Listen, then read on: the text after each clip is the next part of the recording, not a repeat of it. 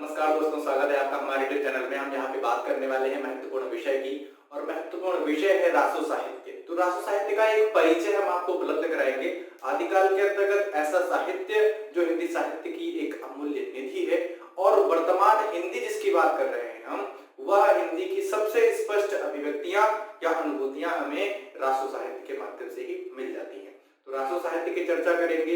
एक शब्द है जो रासो, इस पर हम थोड़ी सी बात करेंगे, लेकिन अगले वीडियो में यहाँ पे सिर्फ हम परिचय की बात करेंगे, प्रवृत्तियों की बात करेंगे कि इस साहित्य के अंतर्गत कौन कौन सी बातें या कौन कौन से तत्व रहे।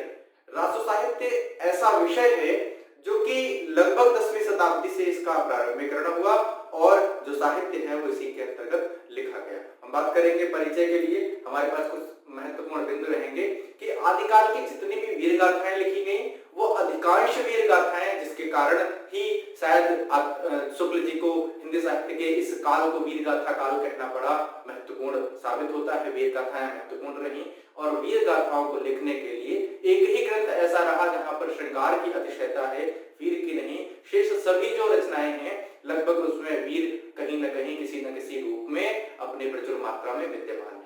तो वीर गाथा काल के दृष्टिकोण से या वीर गाथाओं के दृष्टिकोण से हम रासो साहित्य को जानते हैं, परिचित हैं।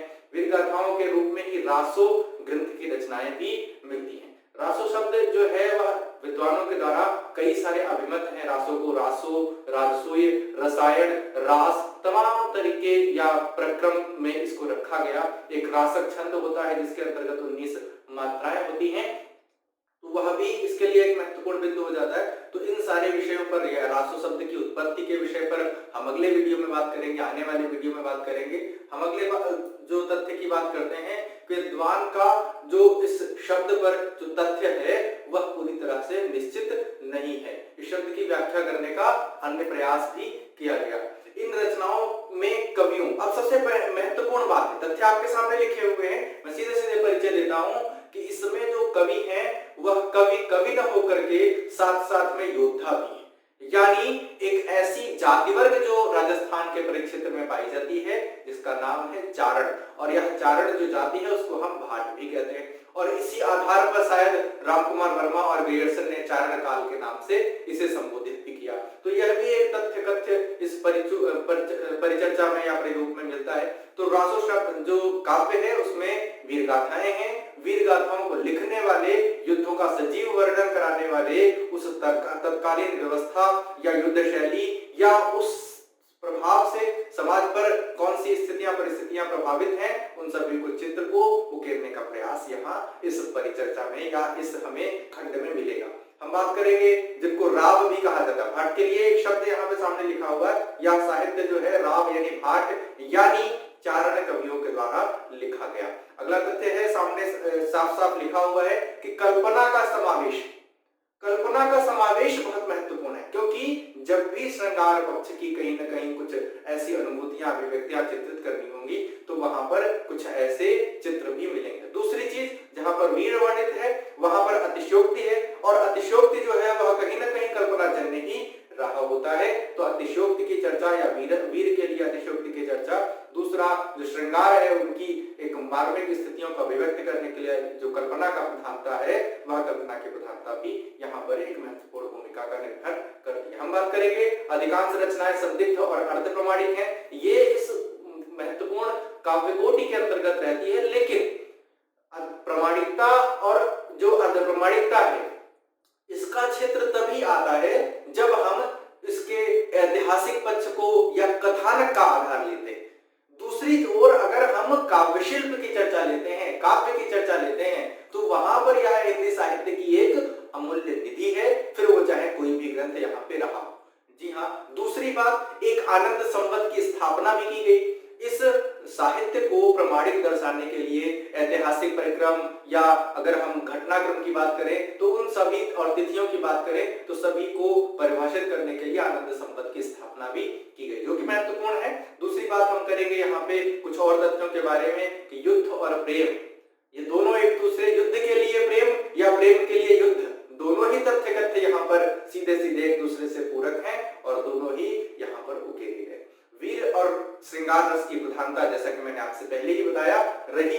दूसरा अगर हम यहाँ पे बात करें तो विविध प्रकार की भाषाओं, हम चंद्रबरदाई को जानते हैं षट भाषा ज्ञानी के नाम से, 6 भाषाओं का ज्ञान रखने वाला चंद्रबरदाई एक महत्वपूर्ण काव्य की रचना करते हैं पृथ्वीराज रासो। दूसरी चीज, हम अपभ्रंश की एक बंदी बधाई परंपरा में चल रहे थे।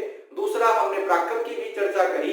तीसरा, हम उस समय मुस्लिम साम्राज्य से घिरे हुए थे, तो कहीं ना कहीं जब कोई व्यक्ति विशेष या जाति विशेष हमारे संपर्क में आती है तो उसकी भाषाई परिक्षेत्र का प्रभाव भी हम पर पड़ता है, और पूरा प्रभाव यहाँ पे पड़ा, ये मिला हमें। ये छंद और योजना जो है, क्योंकि अगर हम सबसे पहले बात करें तो 69 प्रकार के छंद हमें रासों में मिलते हैं। हम एक सबसे प्रमाणिक या प्रमाणिक नहीं, सबसे महत्वपूर्ण ऐसी रचना जो इस पूरे जो तत्व है या पूरे कालखंड है या रासो काव्य है उसका प्रतिनिधित्व करती, उसी के कुछ उन्मेष दे रहे हैं, उसी के कुछ चित्र दे रहे हैं। तो 69 प्रकार के छंदों का प्रयोग किया गया, हर प्रकार के छंद वहां पर मिलते हैं। लेकिन मुख्य क्या था? आदिकाल का मुख्य जो छंद था वो दूहा या दोहा कहा जाता है, वह छंद प्रयोग हो रहा था। गाहा और गाथा छंद जैसे भी प्रयोग हो रहे थे, तो छंदों में भी विविधता थी और सभी प्रकार के छंदों को स्वीकार्य बनाया जा रहा था।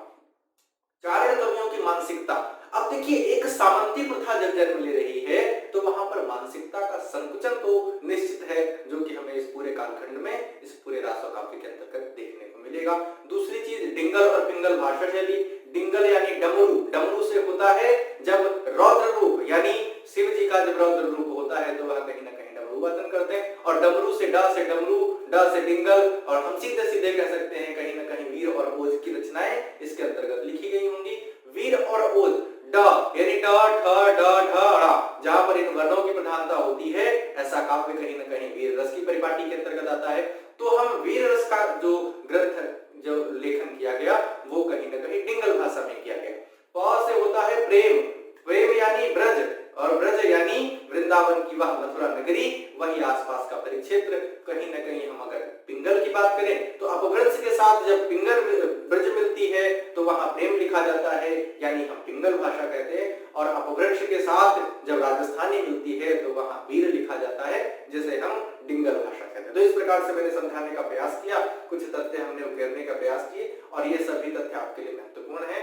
जी हाँ, और हम इन सभी रूपों की चर्चा करेंगे, आपको मिलते रहेंगे। हमारे चैनल से सारे के सारे वीडियो आप देखते रहें, प्लेलिस्ट में चेक करते रहें। हिंदी साहित्य की किसी भी एग्जाम की तैयारी कर रहे हो तो सीधे संपर्क करें हमारे चैनल गुरु चेला एकेडमी, आपके लिए एकमात्र आधार और हिंदी साहित्य के सबसे महत्वपूर्ण संकीर्ण से संकीर्ण, विस्तृत से विस्तृत सभी बिंदुओं पर हम आपको आपका ध्यान ले जाएंगे, महत्वपूर्ण से महत्वपूर्ण चर्चा करेंगे। जी हाँ, बहुत बहुत धन्यवाद आप सभी का।